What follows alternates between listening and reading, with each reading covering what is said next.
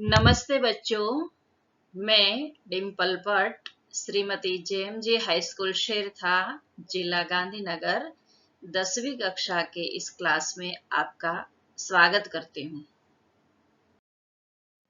आगे वीडियो में हमने कश्मीर कविता को पढ़ा था। आज हम कश्मीर कविता के स्वाध्याय को पढ़ते हैं। प्रश्न 1, निम्नलिखित प्रश्नों के एक एक वाक्य में उत्तर लिखिए।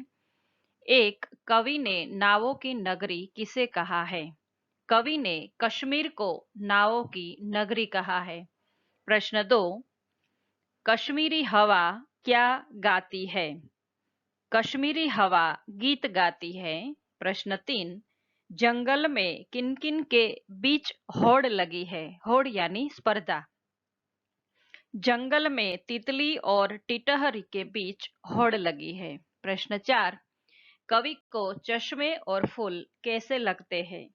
कवि को चश्मे हिमानी और फूल रुमानी लगते हैं। प्रश्न 2, निम्नलिखित प्रश्नों के 2-3 वाक्य में उत्तर लिखिए। 1, कश्मीर में सुबह किस तरह होती है? कश्मीर धरती का स्वर्ग है और उसकी सुबह की तो बात ही अलग है। उनकी सुबह बहुत ही सुहानी होती है। हमारा तन मन वहां के वातावरण में रोमांचित हो उठता है। सनसन करती हुई शीतल हवाएं चलती है। शालीमार बाग सैलानियों यानी यात्रियों से भरा रहता है। वहां भंवरे गुंजार करते रहते हैं और ऐसे सुहाने वातावरण में सूर्य की किरणें जब उभरती है तब ऐसा लगता है मानो झील के किनारे किरण मालिन का रूप धरकर आई है और वह अपने साथ एक डलिया लेकर आई है और डलिया में वो धूप को भरकर बिखेरने के लिए आई हो, ऐसा लगता है। वह उस धूप को बजरी पर बिखेर रही है। ऐसा सुंदर सुबह का वातावरण होता है। प्रश्न 2, कश्मीर की रक्षा के लिए कवि क्या कहते हैं? कश्मीर की रक्षा के लिए कवि कहते हैं कि भारत वर्ष की ये बर्फीली पगड़ी है। हमें इनकी आन बान शान को बचाए रखना है। वहां की सुंदर घाटियां, अमरनाथ की राहें, शेषनाग के क्षेत्र में देवदारू के हरे भरे बड़े बड़े वृक्ष और वहां का जो वातावरण है उनके सब लोग प्रशंसा करते हैं। इस क्षेत्र में सर्वत्र तिरंगा झंडा लहरा रहा है। आज कश्मीर में अशांति व्याप्त है। आतंकवाद के कारण कश्मीर में अशांति फैली हुई है और हमें उसके रक्षा के लिए अपनी जान को भी कुर्बान कर देना चाहिए।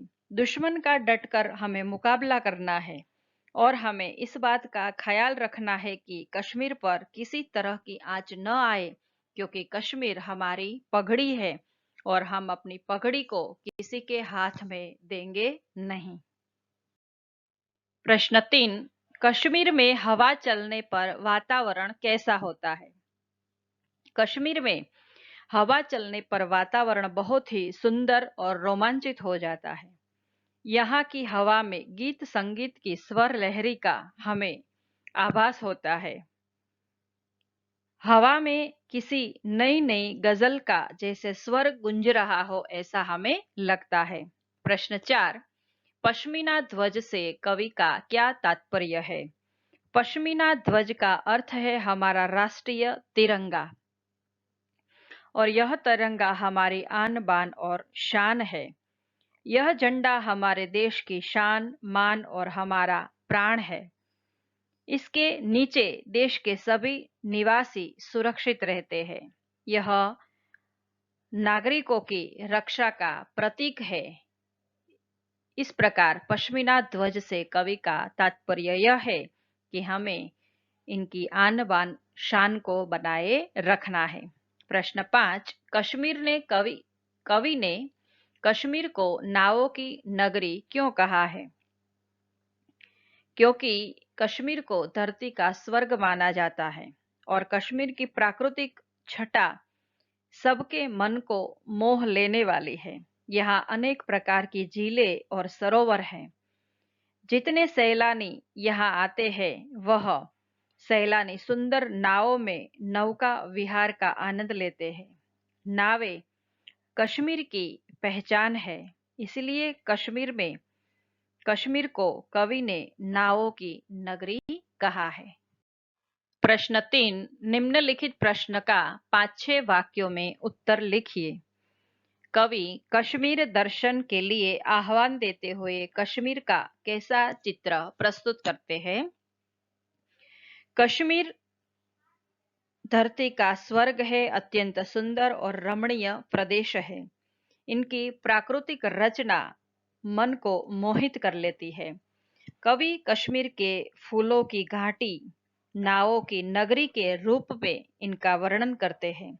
यहाँ अनेक सुंदर झीलें हैं और अनेक सरोवर हैं और उन सरोवर में अनेक सैलानी नौका विहार का आनंद लेते हैं।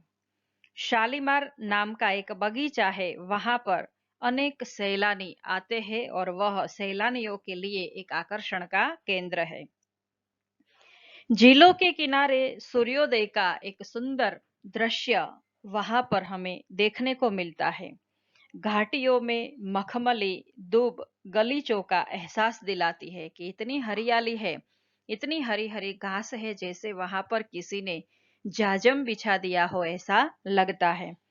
कहीं बस्ती है तो कहीं वीरान मनभावन स्थान है, कहीं मैदान है तो कहीं पहाड़ है। शीतल पानी वाले कई झरने वहां बहते हैं और कई फूलों की रंग बिरंगिया क्यारियां भी वहां पर है।